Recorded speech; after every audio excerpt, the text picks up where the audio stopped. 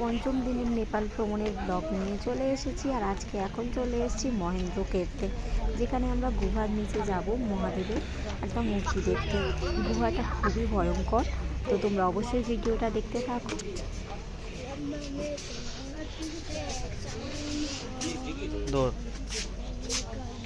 গুহার ভিতরে থাকবো।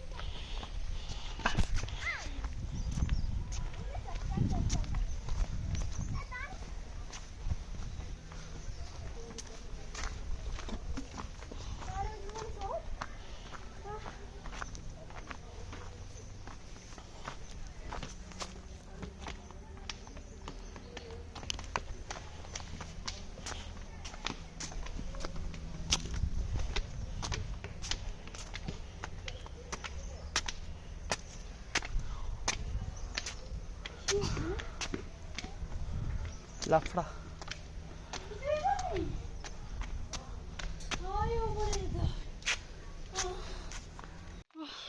ফিতে মিতে সব খুলে কি করে আমি খুলে দিয়েছি, হাত দিয়ে খুলে ভিডিও করতে হবে না। দেখতে হবে রাইস কিরকম করছে আমার মা। ও মাই গড গাইস, না গাইস আমি এখন দাঁড়ানোর মুডে নেই।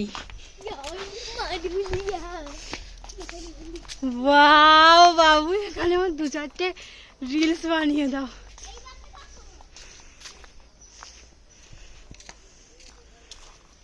তো চলো, অনেক আশপাশে ঘোরা হয়ে গেল, এবার যে গুহাটার কথা বলেছিলাম সেই গুহাটাতে প্রবেশ করা যাবে এবারে।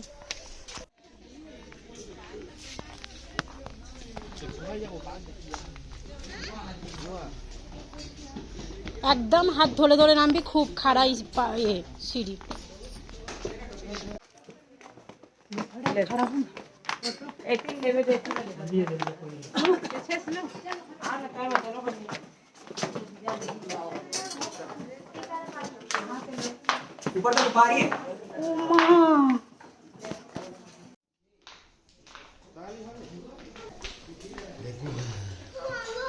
শোন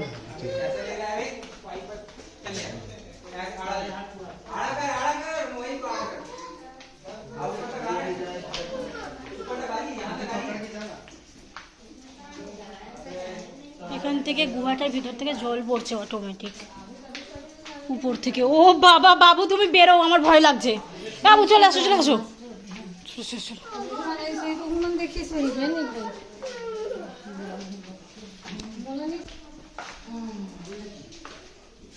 শিব ঠাকুরের মূর্তি।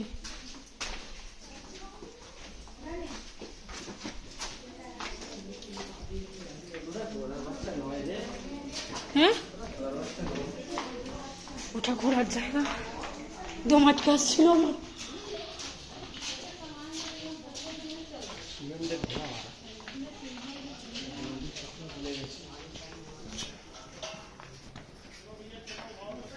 অনেক চেষ্টা করার পরেও গুহার শেষ পর্যন্ত আমরা পৌঁছতে পারিনি। কারণটা মেন আমিই ছিলাম, কারণ আমার প্রচণ্ড ভয় লাগছিল আর দম আটকে আসছিল। জায়গাটা এতটাই অন্ধকারাচ্ছন্ন ছিল, ওর ভিতরে লাইট থাকা সত্ত্বেও আমার গা না ছমছম করছিল, কেমন একটা মনে হচ্ছিল উপরে পাথর থেকে জল পড়ছিল।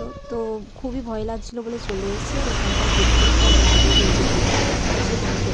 তো এখানকার ভিতরেও আমি নামতে পারবো না, কারণ এখানটায় আরও অনেকটা গভীর ছিল। তো তোমাদের উপর থেকেই আমি এর যে মন্দিরটা সেটা দেখাবো। আর এরপরে আমরা চলে যাবো একটা এখানকার সবথেকে নাম করা সেখানটায়। তো তোমরা অবশ্যই ভিডিওটা দেখতে থাকো। আর এটাই গুপ্তেশ্বর মহাদেবের যে মন্দিরটা, তার সামনে যে মার্কেটটা বসে, সেই মার্কেটের খানিকটা কিছু তুলে ধরলাম।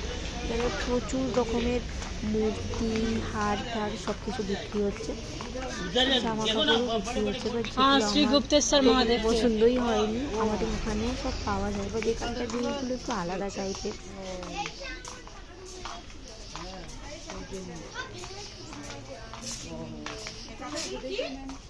हाँ जी, नहीं नहीं थैंक यू।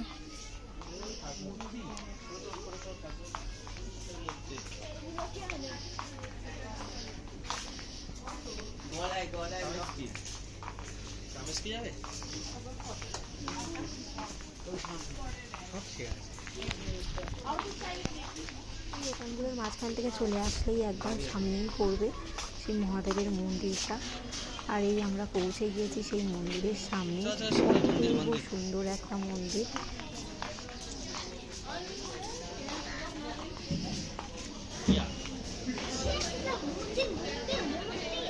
সোনামা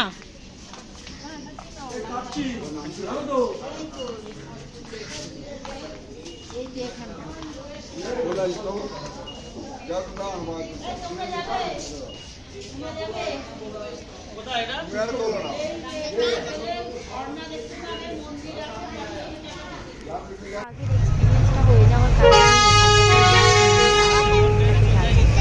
কারণে আসল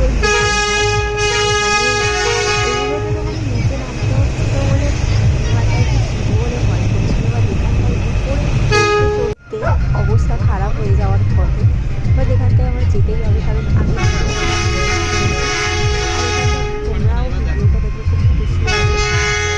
বিশাল বড় মহাদেবের একটা মূর্তি আছে, তার সাথে ডমরু আছে, তার সাথে উপরের সারিতে 151টা মহাদেবের যে শিবলিঙ্গ, সেই জিনিসটা উপরের সারিতে, নিচের সারিতে আছে। ভাবের জায়গা, তোমরা দেখতে পাচ্ছ। আর এই আমরা পাহাড় দেখতে দেখতে চলে এলাম অবশেষে সেই জায়গায়। আর এবার আমরা উঠতে শুরু করেছি। রাস্তাটা তোমরা নিশ্চয়ই দেখতেই পাচ্ছ। এটা এইটুকুনি নয়, কম করে 15 মিনিট হেঁটে যেতে হবে, এমন উঁচুতে চড়তে চড়তে। আর আমার অবস্থা খুবই খারাপ হয়ে যাচ্ছিল, কারণ আমি একদম হাঁটতে পারি না, আমার নিঃশ্বাস নিতেই সমস্যা হয় বেশি হাঁটলে। পাহাড়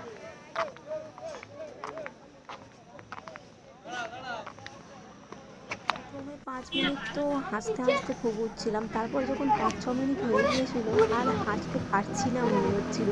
নিচে নেমে যাওয়ার অপশন ছিল, সবাই পৌঁছে গেছিলো মানে আমাদের যে দলটা এসেছিলো। আর তোমরা দেখতেই পাচ্ছ কেমন রাস্তা, একে ব্যাগ, তার উপরে উপরে খাড়াই হয়ে উঠতে হবে। আর আমার অবস্থা দেখতেই পাচ্ছ, আমি আর হাঁটার মতন অবস্থাতেই নেই।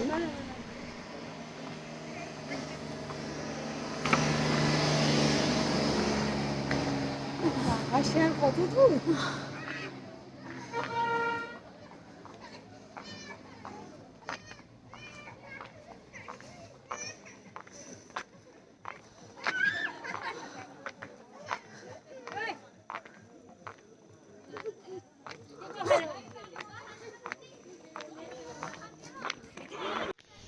এখনো অনেকটা রাস্তা। আর ওই দেখো আমারা চলে পড়েছে ওর পাপার কোলে, কারণ ওর অবস্থা আমার থেকেও খারাপ হয়ে গিয়েছে, আরও হাঁটতে পারছে না।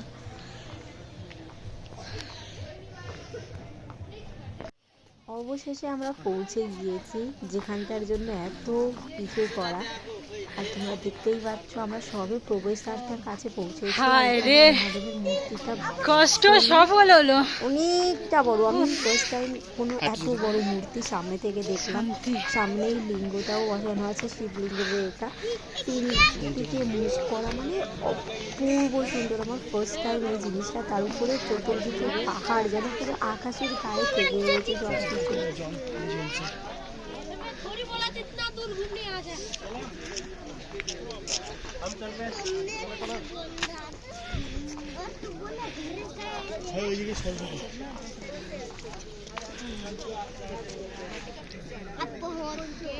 चल ना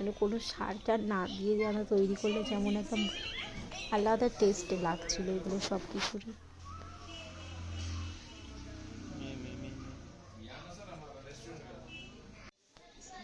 তো আমরা এখন পেট পুজো করতে বসে গিয়েছি, আর এখান থেকে খাওয়া দাওয়া কমপ্লিট করে আমরা চলে যাব বাসে। তো বাসে করে এখান থেকে 1 থেকে 1.5 ঘন্টার মধ্যে আমরা হোটেলে পৌঁছে যাব। আর আজকে পুরো সারা রাত রেস্ট নেব, কারণ কালকে সকালে আবার বেরিয়ে পড়তে হবে বাড়ির উদ্দেশ্যে। তো ভিডিওটা ভালো লেগে থাকলে অবশ্যই একটা লাইক করো আর সাবস্ক্রাইব করতে একদম ভুলবে না। Tata, bye bye.